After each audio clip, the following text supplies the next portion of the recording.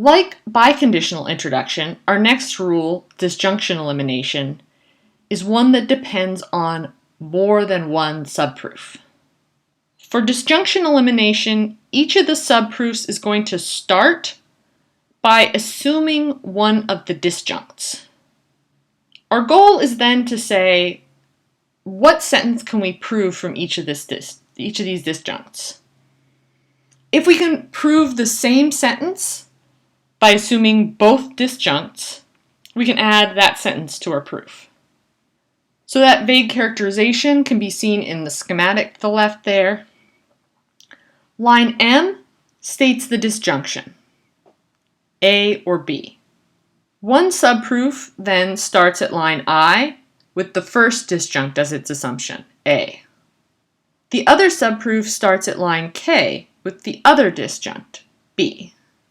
And in both of those cases, we see assumption for disjunction elimination as the justification for starting the subproof with that assumption. To eliminate the disjunction, we have to prove the same sentence, C, within each of those two subproofs. If we can do that, we can add C to the main body of our proof, and that's justified by disjunction elimination and the span of both subproofs. This example to the right shows how we can end up proving the same sentence from each of two disjuncts. In the main body of the proof, so before our disjunction elimination subproofs, we see the disjunction we're interested in, Q or if P then Q. So the disjunction is the main connective there. That's on line 7. And then we also see an additional line of the proof on line 8, just the sentence P.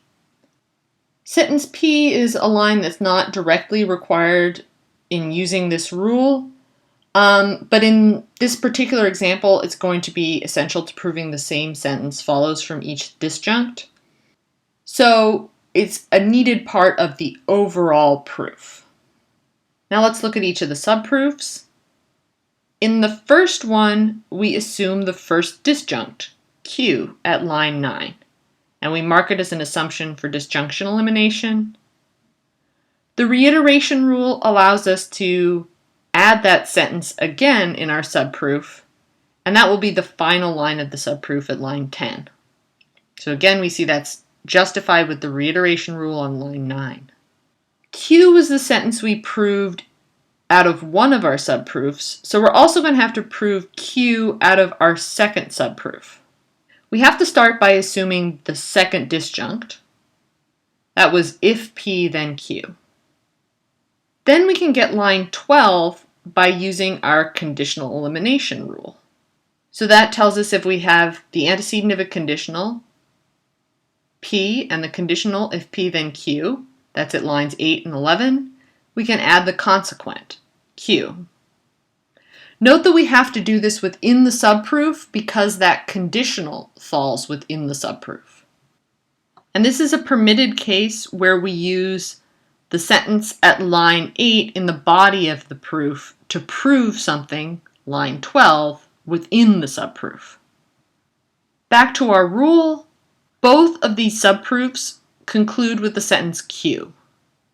So the disjunction elimination rule allows us to add Q to the main body of our proof. Again, justified, or E, disjunction elimination, lines 9 through 10 and 11 through 12. The final of our rules for our logical connectives will be negation introduction. So after this, we'll have all the introduction and elimination rules covered. What does this rule do? If by assuming some sentence in a subproof, we arrive at a contradiction, we can add the negation of that sentence to the body of a proof. So the schematic for negation introduction is relatively straightforward. The rule starts with a subproof at line I, and we assume some sentence A, marked as assumption for negation introduction. If by applying our rules after assuming A, we can prove a contradiction, then we can close our subproof and add not A to the body of the tree. And we justify adding not A to the body of the tree with the negation introduction rule and the lines of the subproof I to j. Our example of this schematic in action starts at line 7, but before that we see two sentences in the body of the proof. The first is at line 4, the negation of R and T, and then at line 5 we have just the atomic sentence T. What we want to show with negation introduction is if the sentences on lines 4 and 5 are true, not R will also have to be true. We do that by starting a subproof that assumes the non-negated sentence R. And then as usual, we justify it as an assumption for negation introduction. Then our rule for conjunction introduction plus line 7 and line 5 gets us R and T. So within the subproof, we're permitted to add R and T. However, sentence 4, further up in our proof, is the negation of sentence 8. Our rule negation elimination tells us whenever we see a sentence and its negation, we get to add contradiction on a new line. So that's where our subproof ends, with a contradiction. Since we assumed R in our subproof and then inferred a contradiction, the negation introduction rule allows us to add not R to the main body of our proof. The idea behind this rule is as follows. Assume some sentence is true. If making that assumption leads us to a contradiction, our original assumption must have been false or wrong. So we can conclude that the original sentence we added is false, and since it's false rather than true, we can add the sentence's negation to our proof.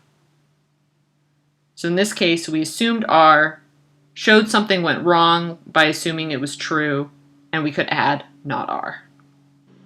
The last subproof rule we'll cover in this lesson is called indirect proof. This rule works very similarly to negation introduction, but a little bit in reverse from what you assume and what you conclude.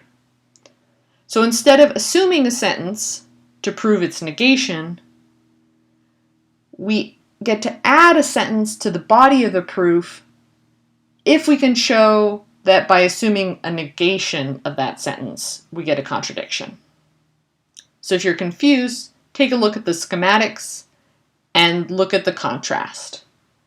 The difference is starting with the negated sentence for indirect proof and the non-negated sentence for negation introduction. So we have a subproof here that starts with line I, and we assume not A. So the starting sentence for indirect proof must be a negated sentence.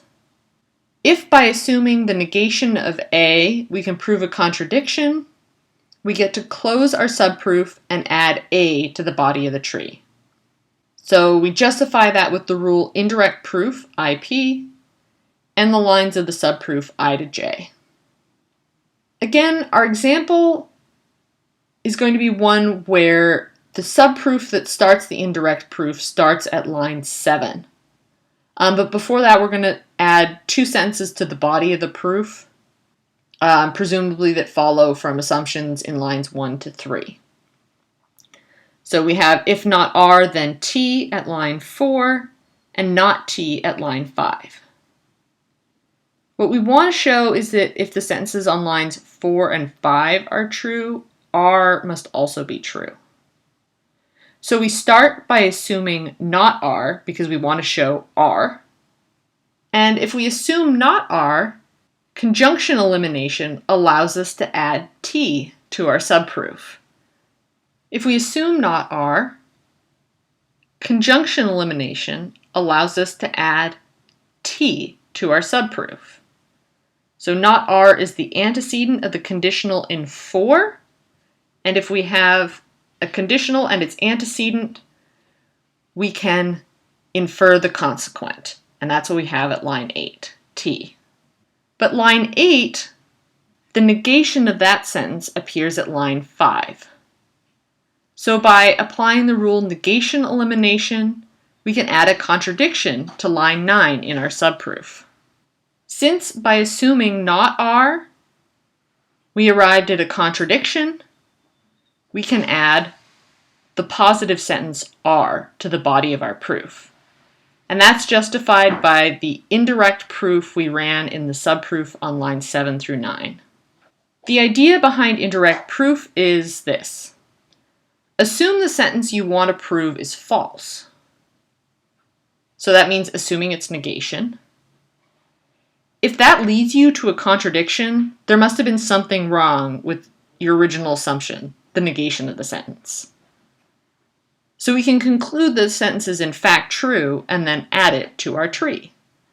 So we assume not are, that led us to a contradiction. We must have been wrong about not are being true, so are must be true instead. And finally, the very last rule we need is called explosion. The reason for this name is that it's a rule that can allow our proof to potentially explode in size because we can add any number of sentences by following this rule. And the rule is simple. It says that if along our proof we prove a contradiction by getting a sentence and its negation, then we're allowed to infer any sentence of truth functional logic. So we see in the schematic, if a contradiction appears on line I, we can add any sentence whatsoever of truth functional logic and then justify it with the explosion rule. So in our example, we have not are and are on lines 4 and 5. By negation elimination, lines 4 and 5 give rise to a contradiction. And since our proof has given rise to a contradiction, we can infer any sentence.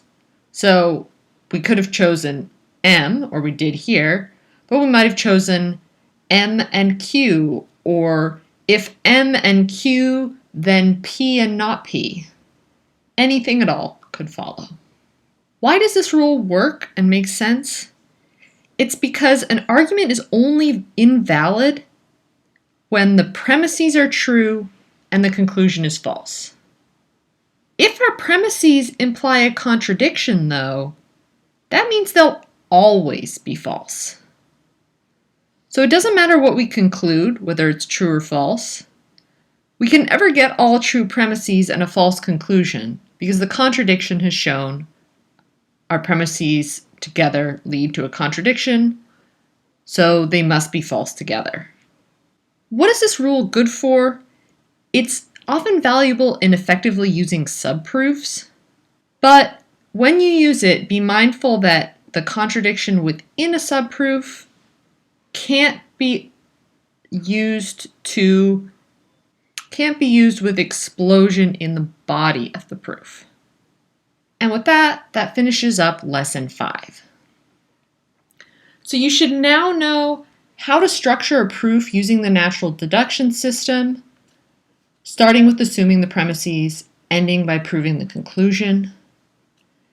You should have a sense of how to use the 13 basic proof rules we've covered for natural deduction. So that included the introduction and elimination rules for each of our 5 logical connectives, 10 in total rules, plus reiteration, indirect proof, and explosion. And you should also be able to properly construct a subproof. And with that, you're ready to start trying some basic proofs of your own. And I would highly recommend starting with a few examples and muddling through. It's tricky, but you'll get the hang of it with practice.